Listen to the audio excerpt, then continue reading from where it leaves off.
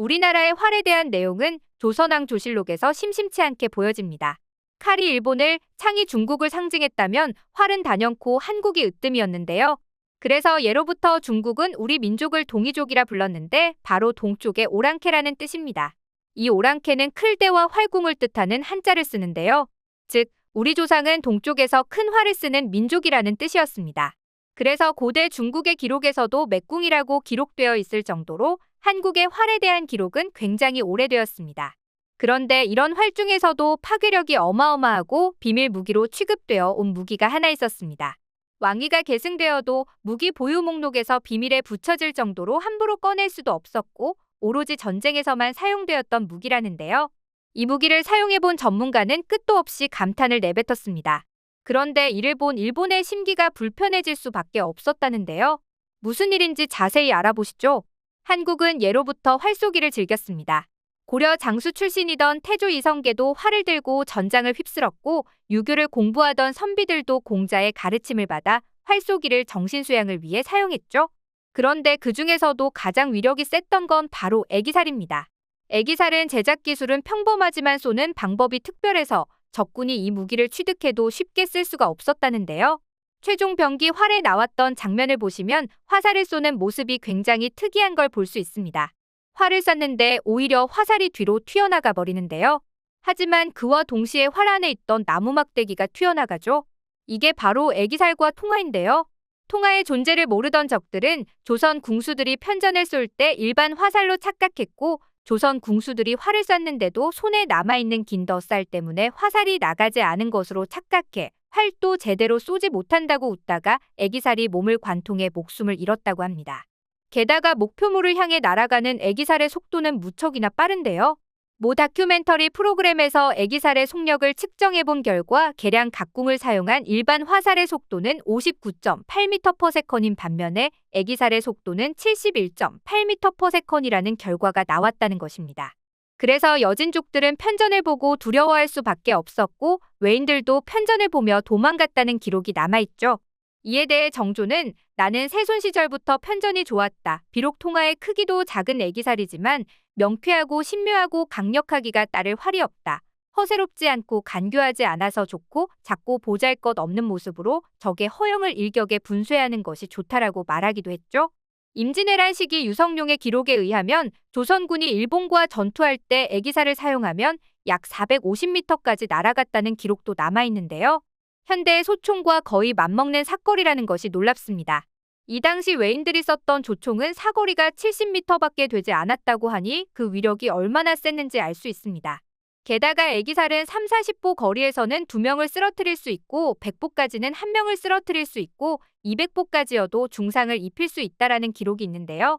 이 정도 위력이다 보니 가까이 있는 거리의 적군에게는 갑옷을 뚫을 수 있어 적들이 애기살을 가장 두려워한다고 얘기했습니다. 게다가 길이도 짧기 때문에 비행 궤적을 보는 것이 거의 불가능했는데요. 거기에 통화가 일종의 착시 효과까지 일으켜 대응하는 것이 훨씬 힘들었다고 합니다. 하지만 아무래도 이런 이유들 때문에 일반 활에 비해 다루기가 훨씬 어려웠다는데요. 하지만 한국의 활쏘기는 일상의 일부로 조선시대 과거 보러 가던 선비가 까치 구하려고 뱀을 쏜 이야기와 같이 문과였던 선비조차 활을 잘 쐈습니다.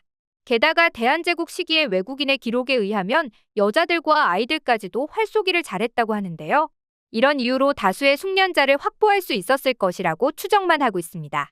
그런데 그렇다고 해도 이 애기살을 모든 국민이 사용할 줄 알았던 것은 아닌데요. 세종대왕은 오랑캐나 외인 등 외국인이 많은 곳에서는 애기살 훈련을 금지시켰습니다. 왜냐하면 이 애기살 기술은 굉장히 탐나는 기술이었기 때문에 훔쳐갈까봐 그런 조치를 취했던 것이죠. 이렇게 비밀 유지가 잘 되다 보니 애기살의 존재를 알던 적들은 많이 없었고 그렇다 보니 더욱 무서운 존재가 되어갔습니다. 그래서 그런지 한국의 애기살은 해외 무기 전문가들에게도 관심의 대상이라는데요. 특히 세계 전통 활들을 리뷰하는 유튜버 아민 허머는 한국의 각궁을 주문해 직접 쏴보기도 했습니다. 이 과정에서 한국의 활의 우수성이 드러났는데요. 아민 허머는 국궁을 꺼내 몇 번 쏴보더니 어깨가 굉장히 아프다고 말했습니다. 아무래도 장력이 세다 보니 활 시위를 당기는 것조차 힘들어하는 것인데요. 근력이 좋기로 소문난 유럽인에다가 그동안 수많은 활을 다뤄봤을 그가 힘에 부처하자 그의 팬들도 대체 한국 활은 뭐가 다른지 궁금해했죠. 아민 허머는 처음에는 다루기 어려워하다가 몇 번 쏴보고 난 후에는 결국 한국의 활에 푹 빠지고 말았는데요.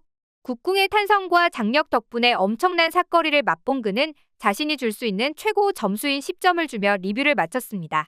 이 소식을 들은 일본은 자신들의 활도 리뷰를 해달라고 아민 허머에게 요청했는데요. 문제는 그냥 요청만 하면 됐을 것을 한국의 활을 무시하는 발언을 해 많은 네티즌들에게 비난을 받고 말았습니다. 심지어 이들이 무시한 무기는 바로 우리의 편전이었는데요. 세계 활 전문가들에게 극찬을 받는 우리의 편전과는 달리 일본의 대표 활은 죽궁으로 대나무와 뽕나무로 만들어졌습니다. 그런데 일본의 활은 굉장히 길이가 긴 게 특징인데요. 이유가 따로 있는 것이 아니라 활이 많이 휘지 못하기 때문에 길게 만들 수밖에 없었던 것입니다.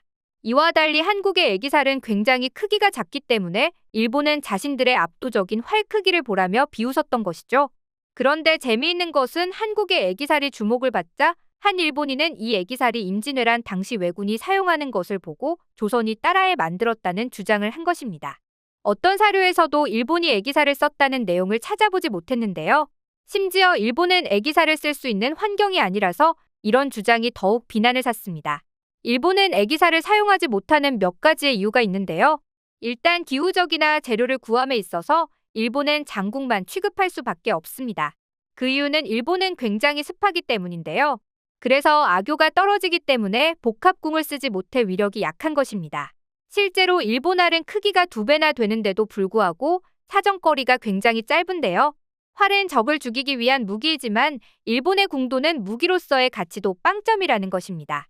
이런 것들을 보완한 것이 바로 한국의 활입니다. 한국의 활은 다른 나라의 활처럼 크게 시작했지만 점차 크기를 줄여나갔죠. 그리고 이런 우수함을 알렸던 영화가 바로 최종병기 활입니다.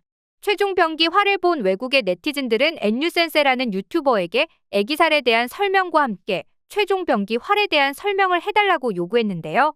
그는 이 영화는 진짜 사실이었을 것이라며 애기살이 관통 능력과 장거리 사격 능력을 동시에 갖췄다며 사기라고 말했죠.